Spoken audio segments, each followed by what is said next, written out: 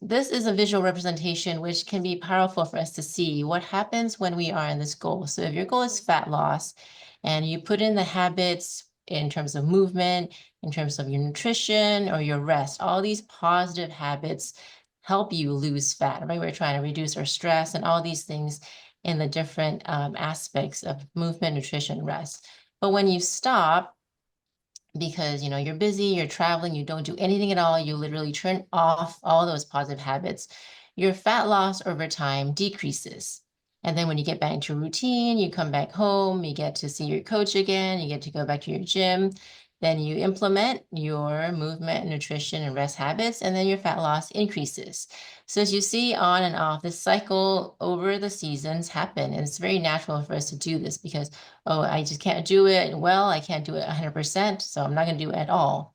So we have this on-off mentality, which can be really frustrating because actually when you turn off your habit, it's not really like easy as just get back up, right? It actually is more of a uphill climb, tapering up your efforts, tapering up your fat loss. So what I want to encourage everyone to do is more of like a dialing up and dialing down mentality. That way, when you are losing fat, you're putting your effort, life gets in the way. You don't go from 100 to 0, but you might dial it down to 50% or even 20%. A little bit is better than nothing, so that when you lose your effort a little bit, your fat loss doesn't totally stop. So your effort over time still continues over more than just nothing, right? It's above 0. So there's always positive nutrition habits, positive movement and rest habits, no matter what you're doing, no matter where you are, just a little bit at a time. So I want to introduce this concept of dials where you are able to adjust your well-being dial. It's kind of like a dimmer, like a light switch dimmer. So for example, these activities here in this dial from 1 to 10 are really just examples, okay? You don't have to follow this. I'm not prescribing, okay, Miriam, Manuel, you have to do number 1, you have to do number 3. Is this specifically thing? No, because everybody's life is different. Where you're located will affect what activities you can do as well, what foods you can get. Now, in this dial, this first one we're looking at are movement and active living habits. So number 1 is basically something you're doing already. Let me move to this one. This one I have circled. Okay, so number 1 is a habit in terms of some nutrition here that you're already doing, like very simple. If you're already walking 10,000 steps a day, that's your number 1. That's like a low hanging fruit, something you do, not much effort at all. If you're already doing like a run, 2K, 3K run every 3-4 days, that's your number 1, okay? So here, let's move to the context of nutrition. If you're already cooking at home, 1 meal a day at home, then that's your number 1. That's pretty simple for me. I can cook 1 meal a day. Fine, that's my number 1. And then number 2, okay, my meal, I might need a little bit more color. I'll add more veggies in my meals. And number 3, you could choose a negative habit that you want to work on, right? So there's positive habits you want to keep doing and add onto your life. And then the negative habits you want to eliminate or minimize. So you could avoid buying processed snacks home, like somebody was sharing. Right now, I don't have snacks at home, so it's easier to stay on track. What do you want to eliminate in the next 2 weeks? Number 4, we'll talk about the sugar fast today. So if you're all, okay, I'm kind of like, 1, 2, 3, I got that check, pretty simple. I'm going to dial up my goal a little bit for my nutrition is to have a 7-day sugar fast once a month. So choose yourself like a realistic challenge and maybe do it with a friend. So we're going to do it as a cohort together to help keep each other accountable and encouraged. And then dial up a little bit to add protein with each meal. And if you're good there, then dial up a bit more to number 6 to follow portion guides using your hands. Now in your calendar, you should see this habit up today using your portion guides, using your hands. So we'll talk about that today, what that means. And then dial up. So you may be at 6 for the rest of the year, and that's okay. And then maybe next year you'll change this nutrition dial, put in new habits, put in new activities that you think make sense for you this year. But maybe if you feel like by June, okay, this is good. I've been doing all these good habits. I'm eliminating the negative habits. Then I want to make it even more. I want to push myself a bit more. Go to number 7. For example, prep your meal plan and go grocery shopping twice a month.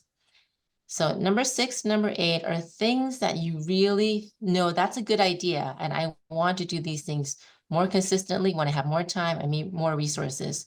So 6 to 7 to 8, these are the ideas you might want to put down.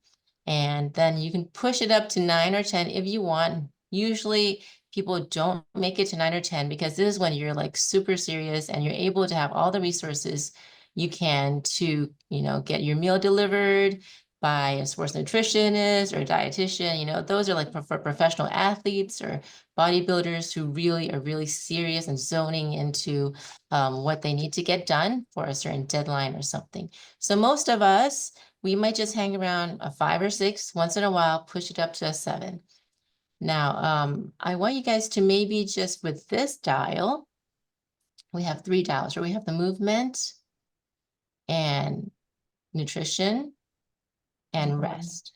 All right. Yeah. So I'm going to go through the movement just so that when I go through these examples, we're going to take about 5 minutes per person, and you're going to choose one dial you want to do right now in terms of planning it out. What 1 to 10 might be just off the top of your mind today, what those activities might be for you. So some examples from the movement dial. Number 1, get in more steps. So that's something you're doing already. I'm walking already. 10,000 steps isn't hard for me. 2, I'll try to take the stairs a bit more. 3, 10-minute morning bedside workout. So a lot of you are doing that right now. You're already at number 3. And then maybe move it up. Do 30 minutes 3 times a week. And then move it up three times a week plus 20-minute walking. So by the end of this cohort, actually, you should be at a number 5.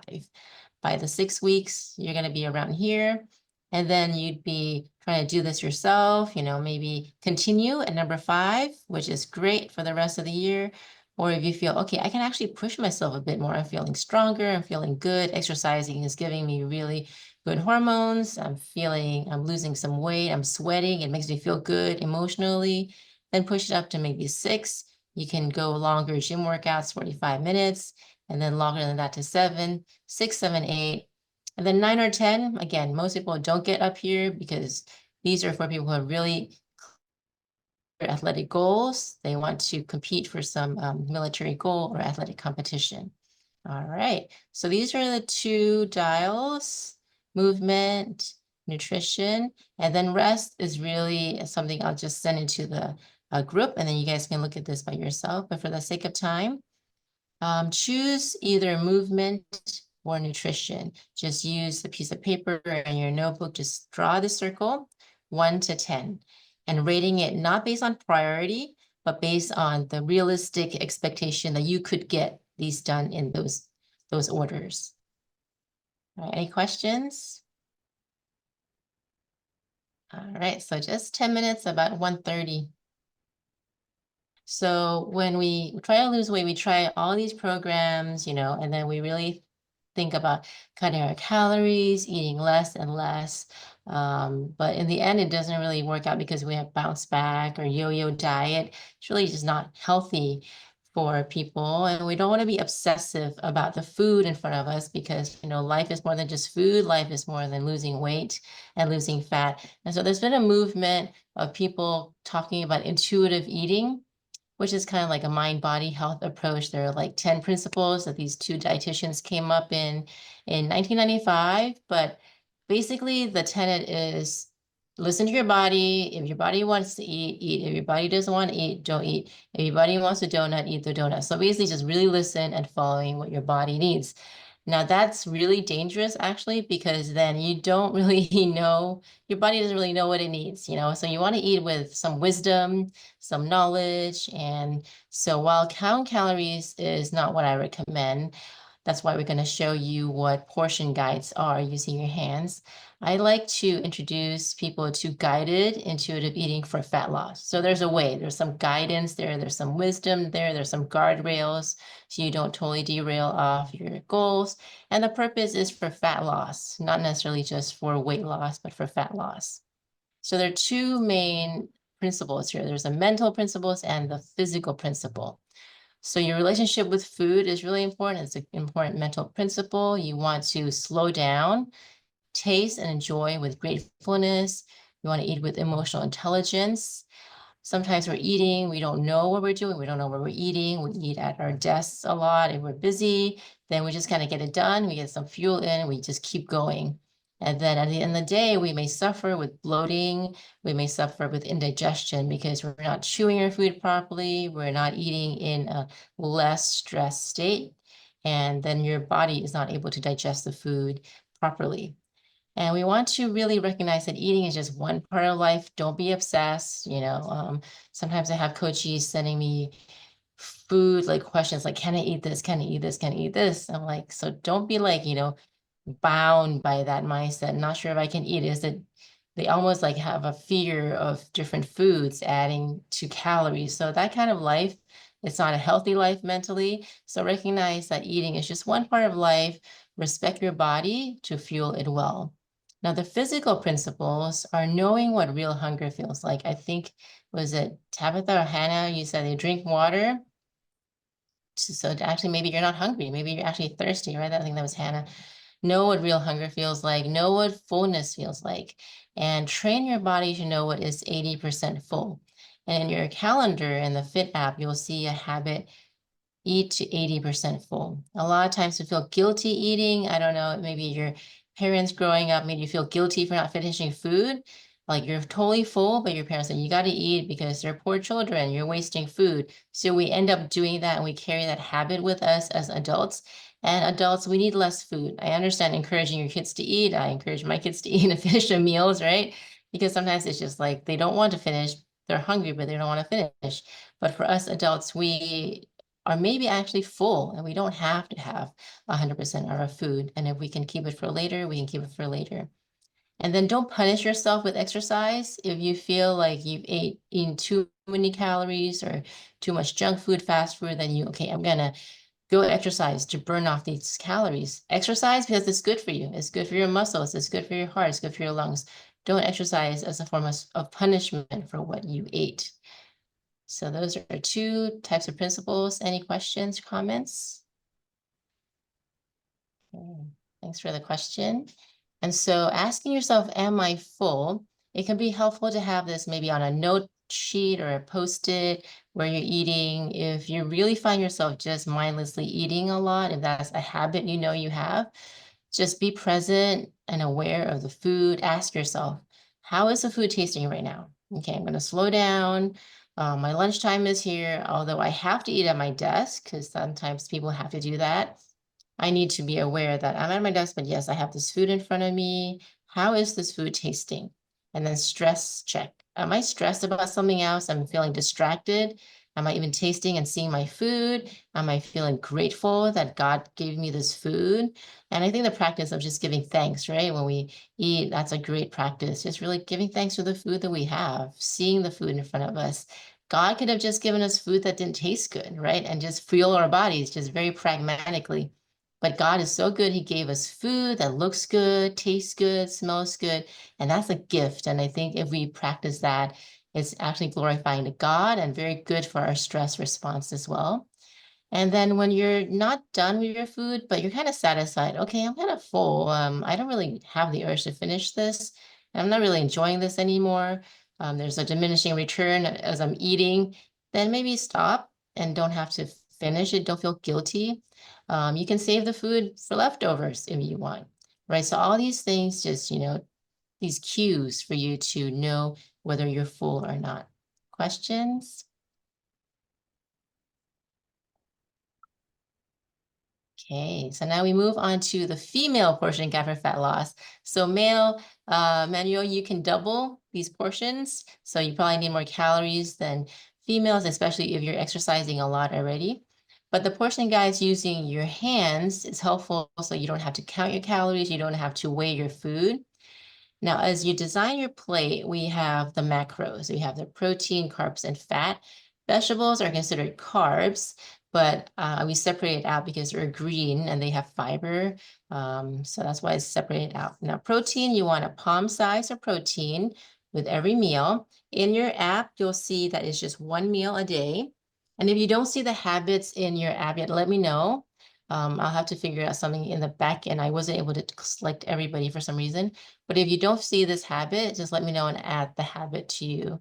So your protein is 1 palm, carbs is a cupped palm, vegetables is a fist, fats is thumb. All right, so let's do it together. Protein, 1 palm size, 1 palm size of protein, cup hand for carbs, vegetables, fist, fat, thumb. All right, so lean protein, chicken, fish, dairy, these are all considered proteins or beans. If you're vegan, Miriam and Manuel, what do you guys do for protein? It's definitely a part where we need to get better.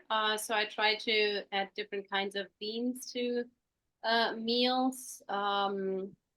Tofu, a little bit. I'm starting to add that more, but I used to not be a great tofu fan. But it's getting better. Okay. Oats, Mano just said, would that count into? Oh, it's not much protein. You guys don't have yogurt and eggs because you're vegan, right? Yeah, I mean, Mano still eats or drinks some cow's milk or yogurt. I sometimes have soy yogurt here. Okay. All right. Yeah. So as much as you can, protein, because I know like a palm size of beans, I'm not sure how that affects you, your stomach, but that's up to you to decide on that. And then carbs. So carbs could be your rice, could be your pasta, grains, potatoes, that's all carbs. And then vegetables. So anything with fiber, like broccoli, carrots, spinach, peppers, mushrooms. And then fat, like butters is fine, nuts, seeds, oils, because you still need some fats. Don't be afraid of fat. It helps your digestion, helps you go, your movement and everything. Okay. So let's do protein. Let me see your hands.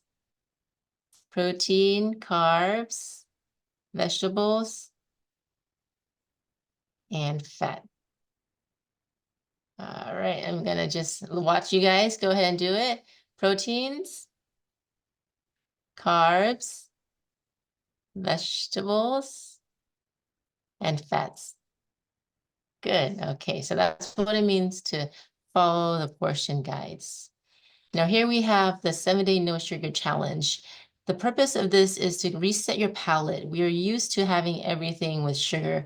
Like in Thailand, everything, even the savory food, they put sugar in everything. In fried wok food, stir fry, vegetables, there's sugar in noodles, there's sugar, sugar. So our palate, our tongues are trained to want sugar. So when we're craving sugar, it might be because we've trained ourselves to have sugar when we're tired, when we're stressed, we want sugar. We just feel like without sugar, it just doesn't taste good. And so when I did this, when we do this no sugar challenge, after we do this, food actually tastes sweeter, like fruit tastes sweeter because you've reset your palate. Food no longer feels like you need that extra sugar, and watermelon tastes sweeter, and bananas taste sweeter, apples taste sweeter because you've reset your palate. So it's actually a really great challenge to do. Now, what does it mean by sugar? Like Emmanuel was asking, because everything does have sugar, right? What we're talking about is eliminating those simple sugars in processed food. Okay, so what we want to eliminate are sweeteners, sugars, white and brown rice, pastries and cakes, sodas, diet drinks, prepackaged sauces like, ketchup, mustard, all these things have sugar, simple sugars, and other chemicals in there. Cocktails and beer, breakfast cereals, the very sugary stuff, juices, white bread. So juices would be like the ones that aren't real juice, the concentrated type, and white bread. And you want to limit, you can still have rice, potatoes, pasta, and fruit, even French fries you can have. And if you drink, it's still okay, but limit. Focus on water, leafy green vegetables, good fats, berries, low fat animal protein, or other types of protein. Now, the goal is to do 1 to 7 days. So if you do first day, tick off that 1. Okay, you can take off the 1, take off the 2, and see if you can go for a third day. Take off the 3. And then you feel, okay, the 4th day is a little hard, then do 3. 3 days, that's fine. And then you come back again and try this challenge whenever you want. Now, I suggest that you take start on a day where you're not going to be meeting people for food, right? So for me, my life group, we meet on Fridays, and there's always donuts, there's always snacks, there's always something, and it's Chinese New Year. So I know tomorrow there's going to be a lot of sugar, there's going to be a lot of food. So I probably wouldn't start my sugar fast tomorrow. So I might start on like a Sunday where I have a little bit more freedom to myself, what I want to do. So then I would be with Sunday and try the Monday, Tuesday, Thursday. And then if I still want to go, I still keep going. But if you literally can only do 3 days straight, that's great. That's already a great start. Okay, so let me see. Who do you think who thinks that they can start like tomorrow? Okay, Hannah, Lena, Tabitha, Miriam and Manuel and Juliana, when do you guys think you can start? Sorry, tomorrow. Yes. Tomorrow, okay. And Miriam and Manuel, We can start tomorrow. That's fine. you can start tomorrow. Okay, so see how it goes.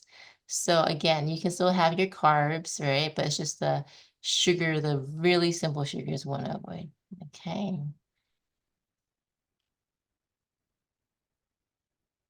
Okay, now, in the slide before, I shared with you the GI and GL, right? So you want to be considerate of your GI foods because that can spike your blood sugar, but focus more on glycemic load because that's taking consideration the different, how your body takes up that food. And I'll send these slides over and you can watch this video, which is a very helpful video about how it's deceptive sometimes. And we just look at the GI value. So looking at this, right, you see that bread, white bread, has a GI of 70 and pineapple has a GI of 66. Watermelon is 72. So you might think, okay, pineapple is probably the choice between these three. But then when you look at the portion size divided by 100, you see that actually the watermelon has the lowest GL value, taking consideration serving size. Now, this is the link to a list of foods. If you're concerned, if you are diabetic, pre-diabetic, this is a helpful list for you to take a look at.